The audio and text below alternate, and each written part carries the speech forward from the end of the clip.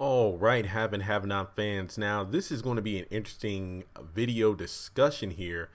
I'm actually going to go over several different top 10, top 5 lists, not all in the same video, but I did a brief live video earlier today letting you all know that Maya Jones gave me the idea of ranking some of Tyler Perry's work, movies, TV shows, plays. So in this particular video, I'm going to be talking about Tyler Perry's sitcoms, drama, comedies, basically all of the television work that Tyler Perry has done.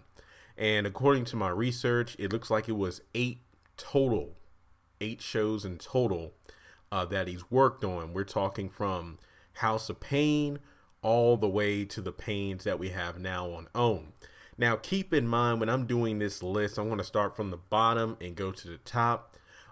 It's not based off of ratings or, things of that nature. This is just my personal opinion of how I rank these Tyler Perry shows.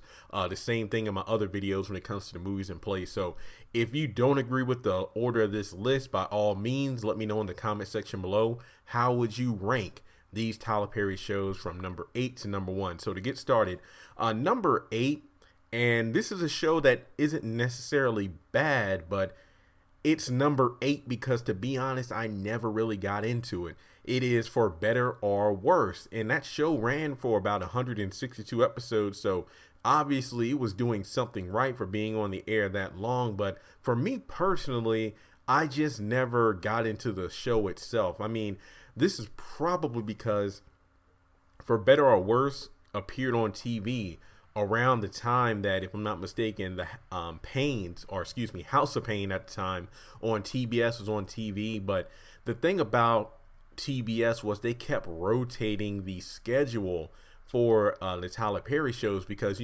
sometimes House of Payne, like new episodes would be on at 8 o'clock. Then it got changed to 9 o'clock, then 10 o'clock. Then, we're going to have a mini marathon, and then a new episode will come on at 10 or 10:30. But being in, I think middle school or high school at the time, I couldn't stay up that late because obviously I would have to get up early the next day to catch the bus. So when For Better or Worse came on the air, I think at that point I had kind of given Tyler Perry shows a break because it was like, you know what? I fell so far behind on House of Paynes that there's no need for me to try to get into another show. So For Better or Worse, just because it's number 8, in my opinion, I don't think it's a bad show, but I just never actually gave it the attention to even give it a shot. So personally, that's why it's number 8.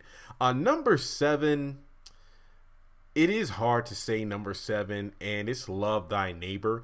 Again, a show that I wouldn't say was terrible, but it had a lot of promise. I feel like it was definitely one of those shows where it was a welcome breath of fresh air because what the haves and the have-nots will come on Tuesday. I know If Loving You Is Wrong was Wednesday. I think wasn't Love Thy Neighbor a show that came on right after If Loving You Is Wrong on Wednesday nights? I think it was either Tuesday or Wednesday. I forgot the exact night. But the reason I say I forgot is because season 1 of Love Thy Neighbor I thought was pretty good. I mean, it was ridiculously funny to me, but it wasn't the best show. But then I feel like there are a lot of TV shows like that. Like the first season or the first couple seasons, I'm really into it. But then maybe halfway through season 2 or season 3, I don't really care anymore. Love Thy Neighbor did that to me. I don't know why, but after season 1, the show really didn't stick with me like it did during season 1 did. Season 1 was, great because you established the characters, but in this show, there's a difference between being, funny, hilarious, but then overacting. I feel like, characters like Danny and Sam, they would just like overact. Dang, what's that girl's name? Because she's like a YouTuber. She plays the girl who's obsessed with Danny, and she's very attractive, but it's just I really don't even know how to say it. I feel like overacting is definitely one of the things that turned me off to the show. A lot of the characters were just like ridiculously over the top, and that kind of took me out of the show because during season 1 it was there, but it wasn't all up in your face like that. Like Danny being a wimp, Sam being over, sexual, and it it just kind of grated on me. I mean, even Hattie, she was funny, but the whole saying common words and phrases in a ridiculous way, that kind of gets old, especially if it happens every single episode. Floyd, I did love Floyd on the show. He was a great addition to it. But that just wasn't enough to save the show for me, because that's why it's number 7. It's not. It had promise. It had potential. I mean, it was Tyler Perry trying to give us a dose of comedy during his, have and have not, and If Loving You Is Wrong, the early stages of those shows. So it's kind of like you can tell he wanted to create a show to balance out the drama and, the suspense of 2 shows that came on back to back, the haves and the have-nots of Loving You Is Wrong. But for me, the show kind of fell flat, because you can tell that most of his attention were on the dramas, but the comedy in Love Thy Neighbor just fell. It just felt like he just rushed that show, like he just put it out there to put it out there without giving it enough attention to help it fly on its own. Then we get to number 6, which is kind of an extension of number 7, the Paynes, and the fact that here we have a comedy in the midst of If Loving You Is Wrong and the haves and the have-nots. And I've done a lot of videos on this channel talking about my thoughts on the Paynes, where, hey, let's give season 1 a chance. Let's see what this new cast can do. And to be honest, I think that before the episode where Ella found the bag of money, then we had to deal with Joanne trying to sue them, and then they sat down and resolved it. I felt like the last episodes where, Lynn confronts Kendrick about, putting the rat or mouse in Lynn's room, her getting close to her kids, realizing what who he really was. Those episodes to me were great, because they were tackling some tough issues. They were really establishing the character of Nyla and her kids.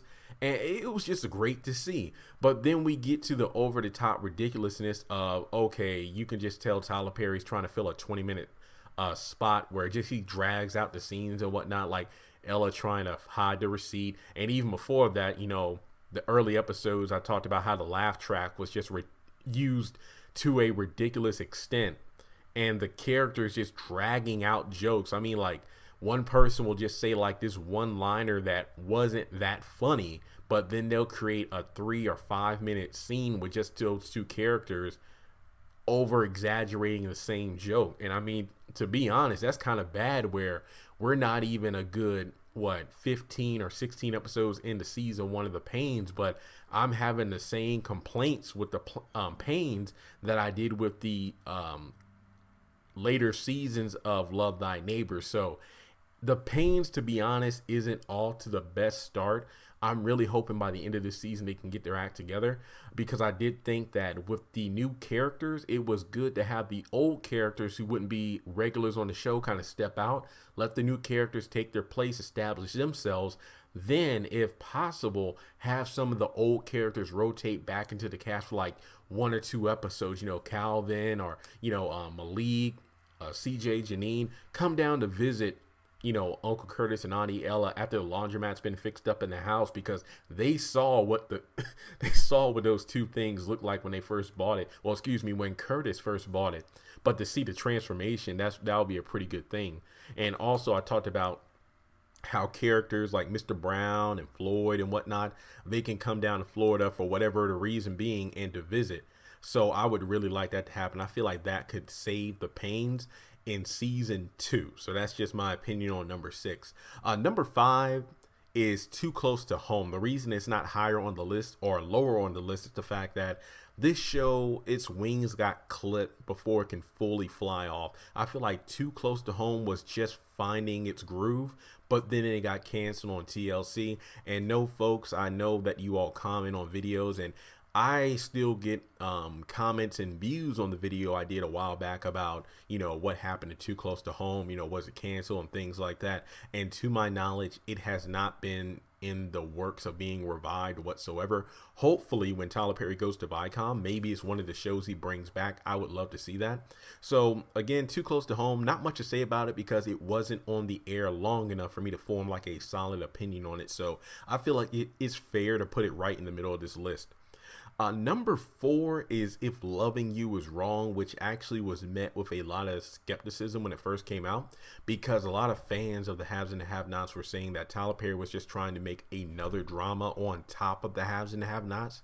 And the fact that once If Loving You Is Wrong began to air, that's when you can tell the quality of the haves and the have-nots slowly began to decline, because we can all see that his attention was split into more than one show, not to mention the plays and movies he was doing on the side. So If Loving You Is Wrong kind of rubbed me the wrong way, because after that show was created, that's when my favorite show, The Haves and the Have-Nots, the quality really started to go down. Storylines were dragged on. Characters were just written to like one specific character without any change. So If Loving You Is Wrong has a tendency of having long drawn out seasons, characters who disappear for no reason, you know, like Joey and Julius and so many other characters. I can go on, and bad acting, but for the most part, it's not the worst show Tyler Perry has done. That's why it's only number 4 on this list. And Alex is definitely, you know, great eye candy for me personally. But yeah, If Loving You Is Wrong, I feel like it is good for the middle spot. Not one of the greatest, but it's not one of the worst. So that's just my opinion there. Number 3, House of Payne. Great, just great show. The reason it's not in the top 2 is just because, as I said earlier, in regards to For Better or Worse, it's a show, I feel like TBS ruined that show for me, because they just never knew what to do with it. They just kept rotating the time schedule. And the worst part about it is, you know, when there's a new episode, they will always have like a mini marathon, like, you know, from 7 p.m. to 4 a.m. in the morning, we're going to show nonstop House of Payne, you know, like the previous 6 episodes. Then we'll give you a new episode, show those reruns again, and then the new episode will come on at 3 o'clock in the morning. So it was just a joy, like the first few seasons, you know, just getting to know the family. And since it was, I believe, his first TV show, I just love going back whenever I'm at home and I see some of the old episodes, and you see actors and actresses who made like 1 or 2 episode appearances on House of Payne. Now they have prominent roles in other Tyler Perry movies and TV shows. Like Hannah was in there, Warlock was in there. You know, of course, Mr. Brown was on there before he had his own show, Floyd in the Barbershop, and the list goes on. I mean, I can't stop. I mean, the House of Payne deserves its own video. It was just a great show. The Paynes, just it has a big legacy to live up to, but I doubt that the Paynes was created to become as great as House of Payne. But like I said in number 6, the Paynes has potential, but House of Payne just it just set such a high standard, and it was Tyler Perry's first show. So honestly, I mean, I feel like most of us could agree, like, without House of Paynes, I doubt that Tyler Perry would have all the television shows and success that he has now. So House of Payne, 2 thumbs up from this guy. Number 2, Meet the Browns. And Meet the Browns just kind of revived itself in my life, because over the past 2 visits at home, Meet the Browns was on marathons on BET and VH1, you know, like in the middle of the day on BET, and then late at night on VH1. And I feel like I did not fully appreciate this show when it came on, because to me, House of Payne, when it was on the air, was the haves and the have-nots of its time. Meet the Browns was the love thy neighbor of its time, where House of Payne, you know, had a storyline. There was comedy, but there was, you know, heart in the storyline.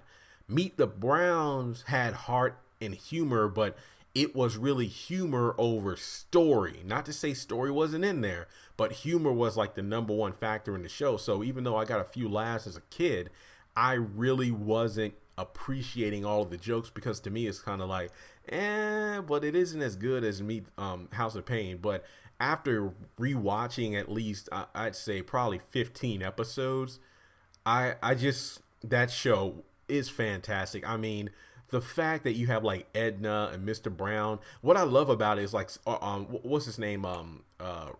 Cora's boyfriend, Randy. I love it whenever Mr. Brown is having like you know, a roast session with one of these characters, because the jokes, the punchlines just keep coming. And the best part is they're actually funny. It's just like the chemistry between the characters It's just hilarious. With the Paynes, the problem is they might actually have a joke or one liner that's funny, but they kill the joke because they extend it too much with over exaggerated facial expressions, the laugh track being overused, one character saying like a zinger, but then they'll just keep going and kill the joke with all these non-funny follow-ups. But Meet the Browns, it's just the thing about Meet the Browns though, which I do appreciate, is the fact that they had such a large cast, but they all had a part in the overall story. Like, the old woman who had like Alzheimer's, who always forgets where she was. Then you had the young girl who was from a wealthy family, but they cut her off. You had Sasha and her husband. Crap, what's his name? I forgot. Then Brianna and Hakeem, and their mom, who was played by Tasha Smith, Mr. Brown, Cora, Edna, the Colonel, and not to mention all the staff at the hospital, and the school. It was just a great show. I just hated it because it got canceled at random. But Meet the Browns, hands down, very hilarious, very underrated. It's just a joy to watch. And honestly, do I even have to say number one, the haves and the have-nots? I'm not even going to talk that much on it because this channel is called The Haves and the Have-Nots Review. You all know how I feel about the show. The fact that this show is Tyler Perry doing the impossible. He did something and created something that a lot of people, even myself, could not believe he could create, which is a full-fledged drama series, consistent story with twists and turns. It wasn't him in a wig. It wasn't Mr. Brown around there dancing. It was something unlike anything we've ever seen before.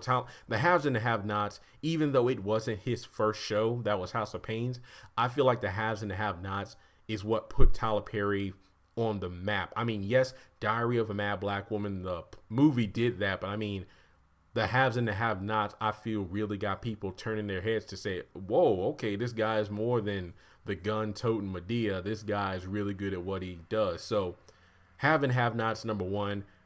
Again, I don't need to elaborate on it. You all know how I feel about the show. So that's my top 8 list or ranking of Tyler Perry's TV shows, from For Better or Worse, Love Thy Neighbor, The Paynes, Too Close to Home, If Loving You Is Wrong, House of Payne, Meet the Browns, and the Haves and the Have-Nots. In the comment section below, please be sure to list out your list of how you will rank these 8 TV shows. Subscribe to the channel if you haven't done so already, because as I said before, there are going to be more ranking lists from Tyler Perry's movies. The top movies, the worst movies, the top plays, and the worst plays. So with that being said, thanks so much for tuning in, and I'll talk to you soon.